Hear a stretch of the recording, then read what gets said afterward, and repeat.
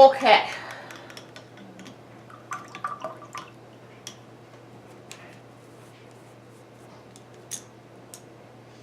All right. So this is what we're looking at now. I did lighten it up a little bit, which I'm pretty pleased about. Now, actually, what I can do now is start going in with some of my highlights. And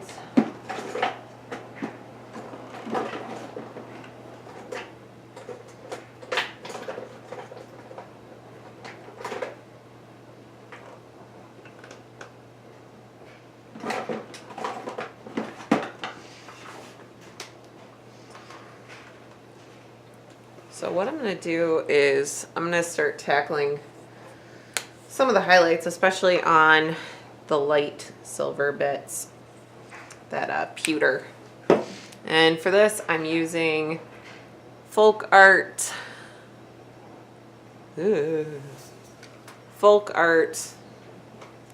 metallic in silver sterling, number 662.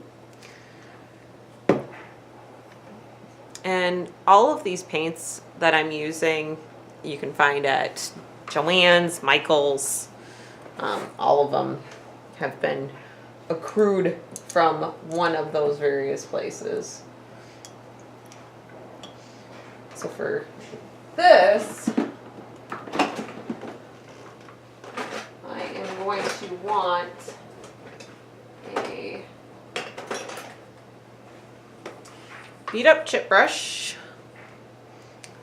It's nice and beat up for some of the bigger spaces. And let's see if I have another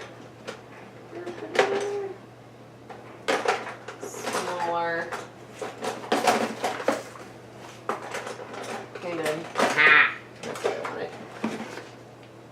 A smaller kind of gnarly beat up brush for some of the details, like hitting those rivet heads.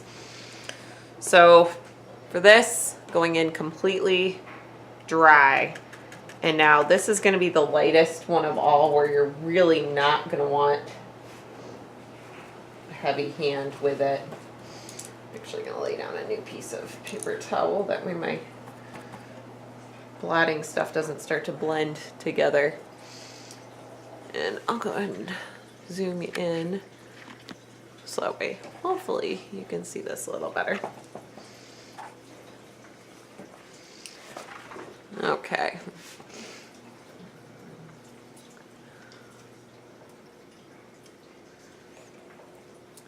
All right, so I'm going to start on these forehead rivets. So I am just going to take out my little tiny brush and I am going to blot off probably 70% of the paint. And I am just going to dust it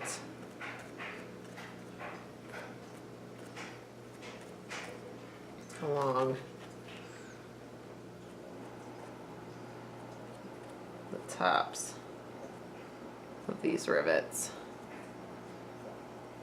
And if it's leaving kind of like a streaky little, because this is a really hardy bristled brush, I'm not going to worry about it. Will leave like kind of little streaks and brush marks, but in my head that works as how when somebody was grinding this to clean it up and hitting it with a grinder, it would leave scuff marks anyways like that.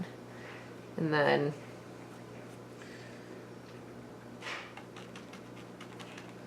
I'm gonna actually whisk it along the surface of this too, just to add some texture, especially up along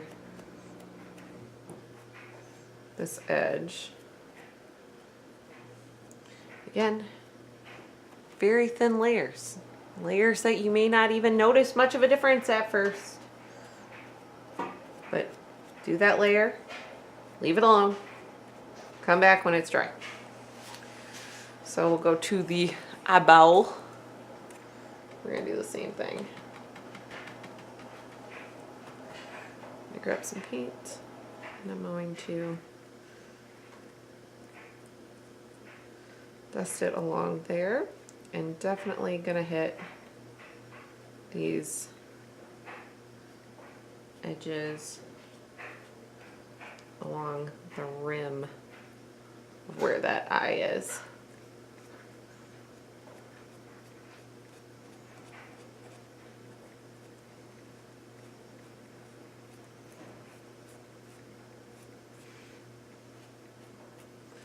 So I imagine that's a pretty important part when you're wearing the mask, is going to be wanting to make sure that you can see really well out of it. So, and those edges are what's going to be kind of hit to clean it up. And I'm going to add a little bit of a highlight along that cheekbone.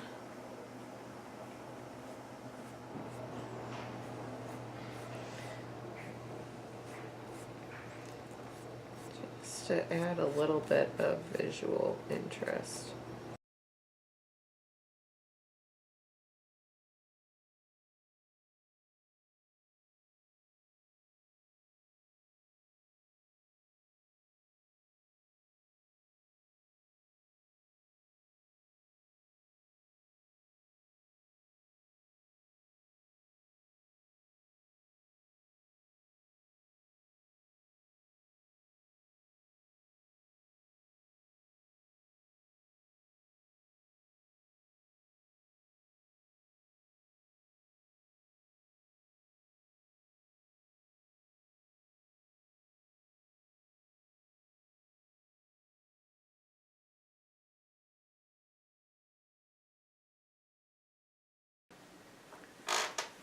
Alright, so we're back. Everything's dried again. We're going to get into the last two steps. I've added some more black paint on my palette. We're going to go through and add the last little bit of detailing to some of these little dark crevices that didn't quite pick up as much of the black paint as I would have liked. So little teeny tiny brush. We can actually zoom in a little bit more. Dry brush, I'm not getting a lot on there. This is really just to pick up some of those really low shadowed areas and going over some of that rust that I just laid into. And this is going to take me a little while, so you can see there it adds a little bit more of a defining line. Most of it was picked up pretty well with that black wash, but I'm just going to exaggerate some of these shadows a little bit more.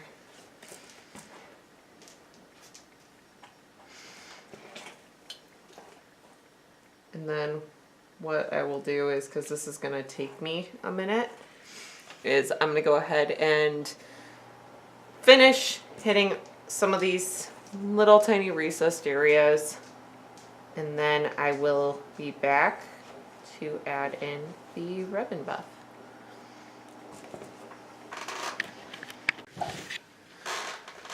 Alright, so we've got our detail lines back in.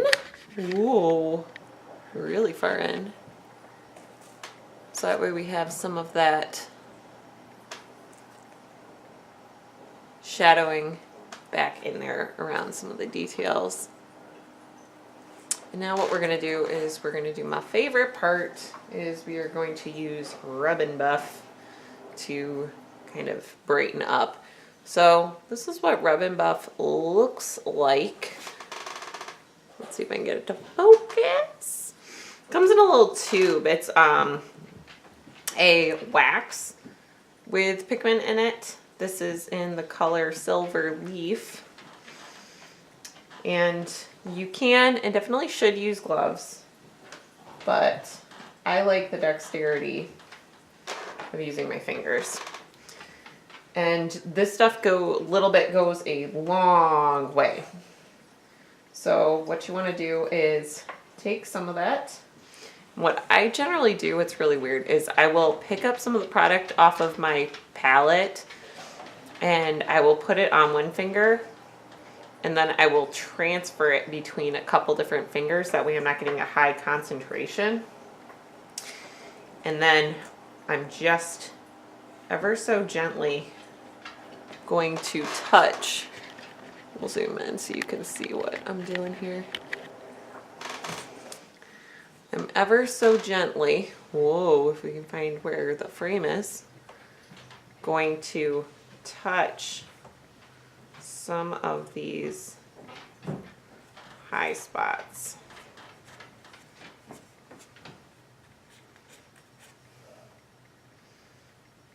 Again, with this stuff, it's really hard to take it off once you put it on. So you really want to kind of be careful not to use too much. You'll probably be able to see it really well along here. Yeah.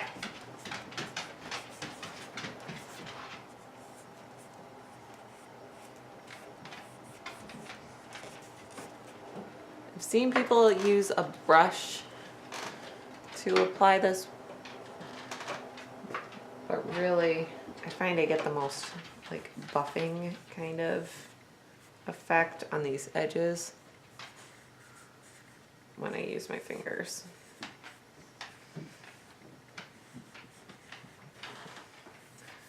Again, I'm kind of hitting some of the flat areas just a little bit, just to add some texture back into it. But if I do that, I'm just kind of grazing my finger over the surface to hit any natural texture that may be left.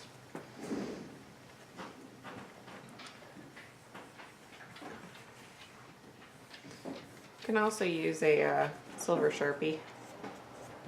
Definitely going to want to hit those rivets.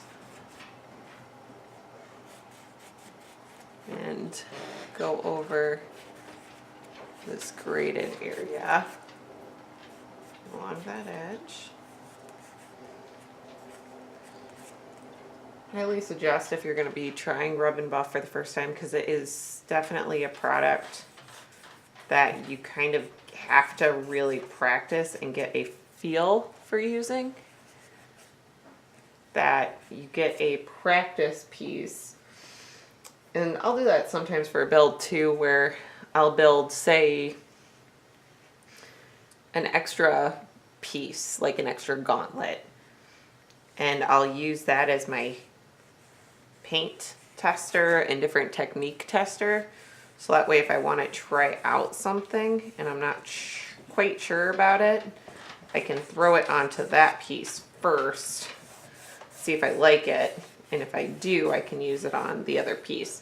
And if I don't, no big deal, it's just the tester. And I know not to do that on the piece that I've spent hours and hours and hours on, cutting out all the different pieces and whatnot.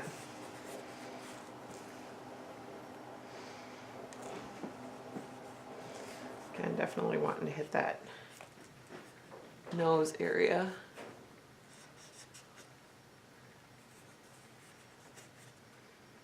And I am definitely going to add some scuffs to the nose.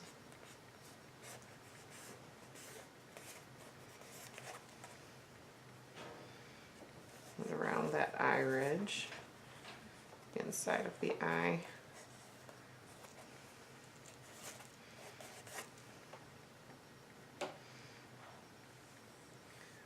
Hit that brow ridge with the dusting.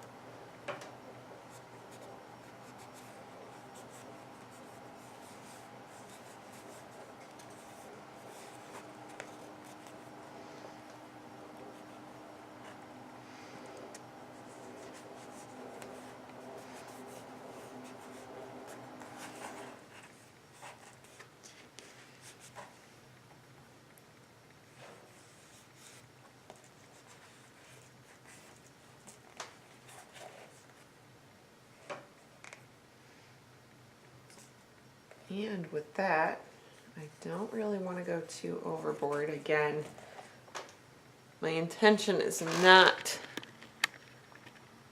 to make this mask crazy weathered looking, but I think I am.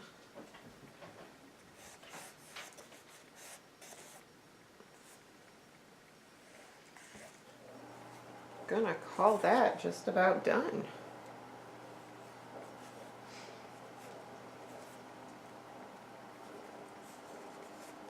Now the only things really left that I'm gonna want to do with this is I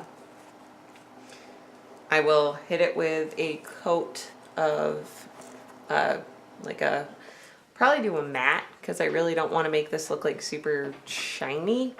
A matte clear coat just to seal all of the paint in, and then I'll go ahead and rig this up to be worn as a mask. I'm probably not going to include this in this video just because I'm still not quite sure where I'm going with it yet. I also may have to, because some of these cheek ridges and such are really sunken in, I might take some foam, some squishy foam, and add that in there so it's a little bit more comfortable to wear. But it looks like a mask.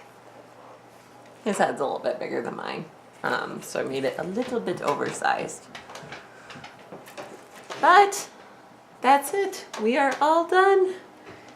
If you guys have any questions, feel free to hit me up. If you want to see more builds, like I said in my last video, I'm going to try to start posting more to this channel with some of my different build-alongs, build vlogs, and I'm going to go over some of my costumes that I've already made and do kind of like a cosplay breakdown of everything that's in them. And I can do the Skyrim armor, so that way you can see kind of the difference between something like this, where it's still fairly clean looking, and my drug through the dirt battling dragons Skyrim armor. So hit that like button if you like this video and want to see more kind of like this stuff, and feel free to comment and let me know what you guys want to see, and subscribe so that way you keep up to date with what I'm posting. Thanks, guys.